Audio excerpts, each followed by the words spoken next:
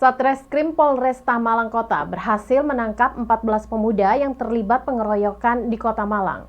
Para pelaku ditangkap pada awal bulan Januari setelah terlibat pengeroyokan pada malam pergantian tahun kemarin.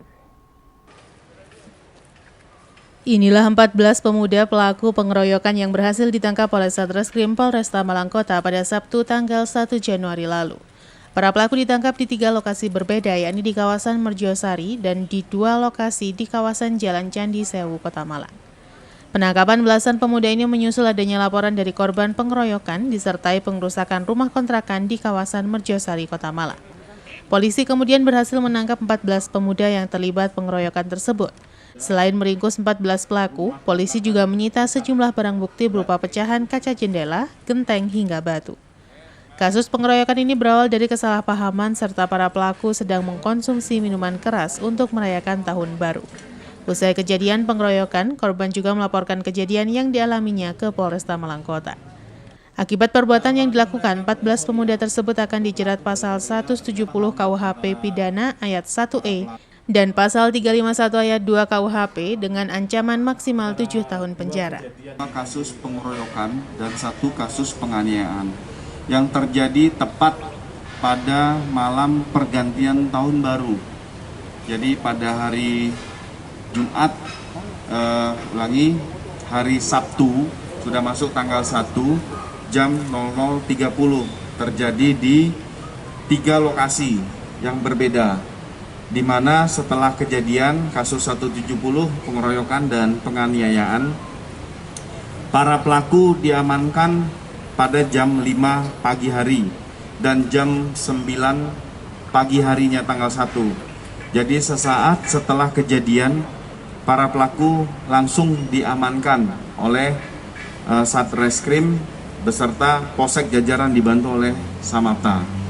Nah, terhadap beberapa korban ini melaporkan kepada Polresta Malang Kota segera ditindaklanjuti dengan adanya bukti visum pengrusakan terhadap kaca jendela yang pecah ini juga diamankan, sehingga terhadap kejadian ini kita menetapkan 14 tersangka yang saat ini sudah kami amankan semua dan kami lakukan penahanan.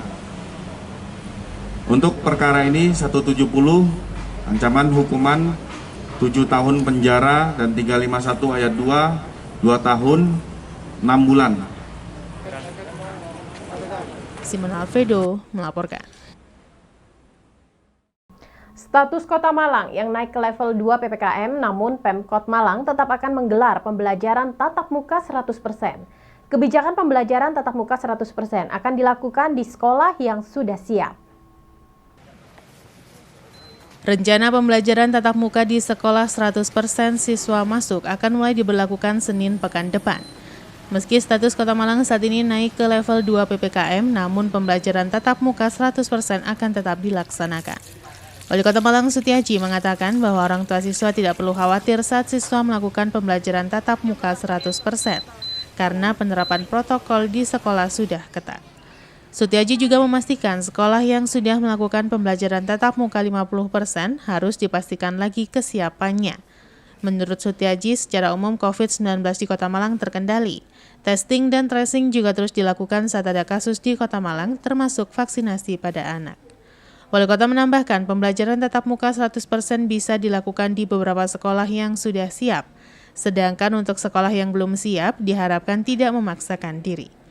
Sementara terkait adanya orang tua siswa yang tidak setuju dengan pembelajaran tatap muka 100%, dihimbau untuk memberikan alasan yang jelas. Ya. Secara substantif ya sini terkendali. Jadi angka sekarang positif yang atau dalam pantauan kita saat ini 4 ya. 4 orang dan testing tetap kita lakukan. Ketika ada yang terpapar maka tracing juga kita lakukan secara ketat. Itu artinya ketika nanti ada pembelajaran tatap muka 100% pun masyarakat tidak usah was-was ya. Saat ini yang lagi kita gencarkan adalah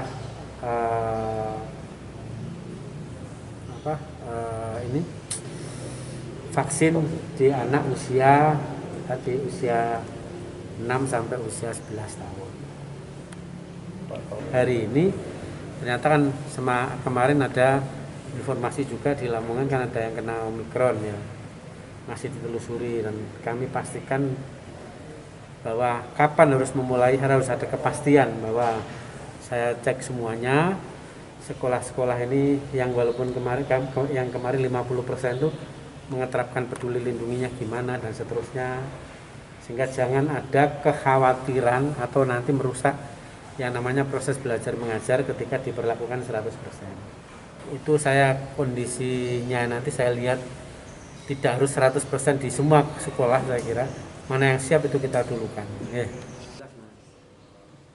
Simon Alfredo melaporkan.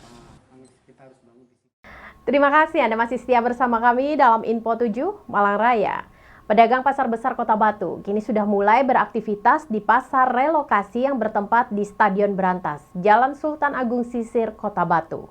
Sebagian pedagang merasa dengan adanya pasar relokasi tanpa sekat ini mendatangkan lebih banyak pembeli. Aktivitas pedagang di pasar relokasi pada Jumat 7 Januari 2022 ini terlihat ramai meskipun ada beberapa kios yang masih belum ditempati. Sejumlah 1.136 unit kios semi permanen ini terlihat sudah banyak ditempati meskipun ada beberapa juga yang terlihat masih dalam perbaikan dan juga belum ditempati. Tempat relokasi pasar ini terbagi di beberapa titik yang tersebar di area sekitar Stadion Brantas Kota Batu.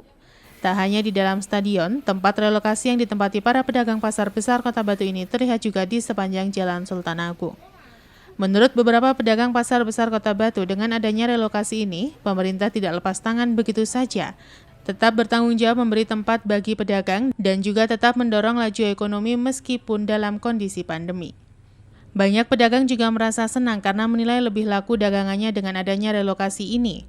Menurut sebagian pedagang, relokasi yang mengumpulkan para pedagang pasar besar Kota Batu dalam satu wadah tanpa sekat ini lebih mendatangkan banyak pembeli.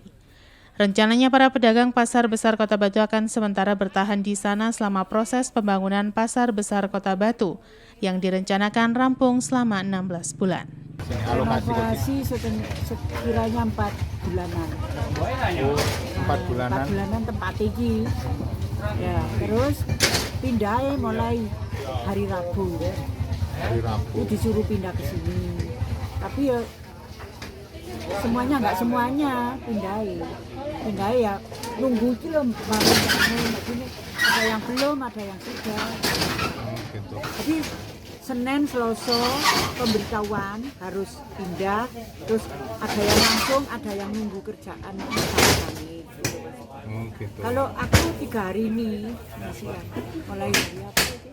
Terus kalau dari sisi ramainya pasar, Bu, ini yang lebih ramai di sini apa di sana? Kalau aku pribadi ramai di sini.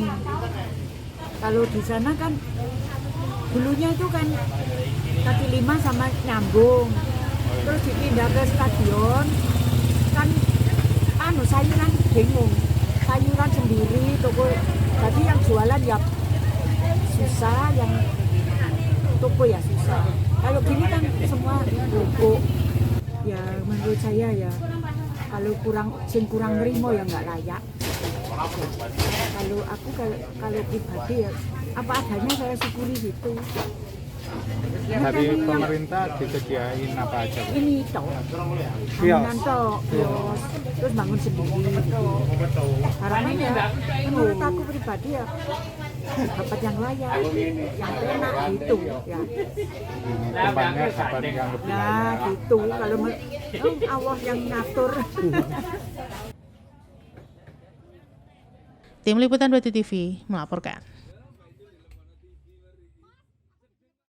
Sementara itu, pembongkaran Pasar Besar Kota Batu masih dalam proses. Alat berat mulai diturunkan untuk mempercepat proses pembongkaran. Proses ini diperkirakan berlangsung selama 2 bulan untuk persiapan tahap selanjutnya. Alat berat mulai terlihat dalam proses pembongkaran Pasar Besar Kota Batu. Mengawali pembongkaran, sebanyak 3 unit alat berat mulai diturunkan. Pembongkaran Pasar Besar Kota Batu dimulai pada tanggal 30 Desember 2021.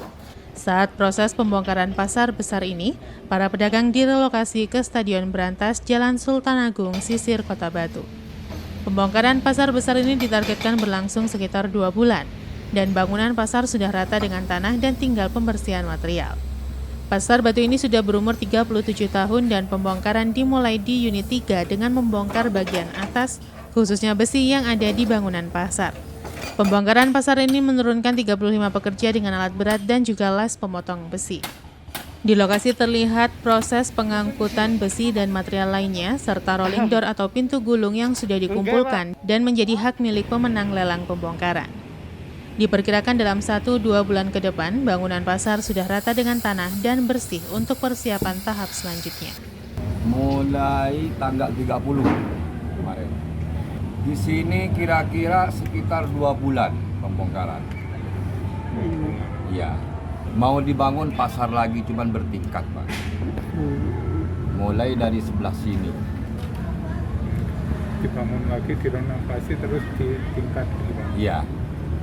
Rencananya di sini 5 lantai, yang di tengah 4 lantai, yang di bawah 3 lantai.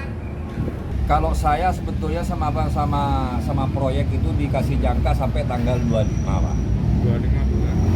25 bulan ini, bulan 1 ini. Cuma nggak mungkin lah kalau sampai tanggal 25. Paling saya minta waktu sampai 2 bulan.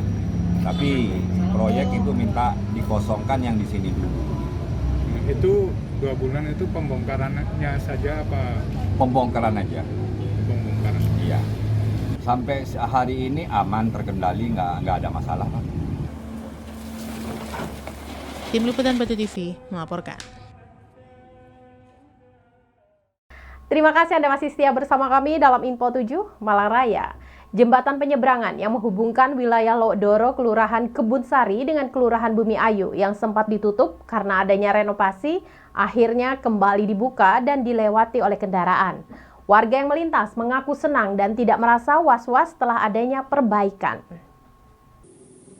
Jembatan penyeberangan yang menghubungkan wilayah Lodoro dengan Bumi Ayu akhirnya kembali dibuka setelah hampir 4 bulan tutup karena adanya renovasi jembatan tersebut.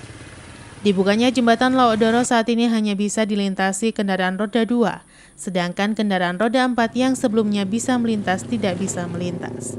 Kembali dibukanya jembatan untuk dilintasi disambut antusias warga, khususnya pengendara roda 2 yang melintas. Warga mengaku senang dengan dibukanya jembatan tersebut. Mereka tidak lagi berputar lebih jauh apabila ingin bepergian ke Bumi Ayu maupun ke wilayah Kebun Sari atau Lodoro.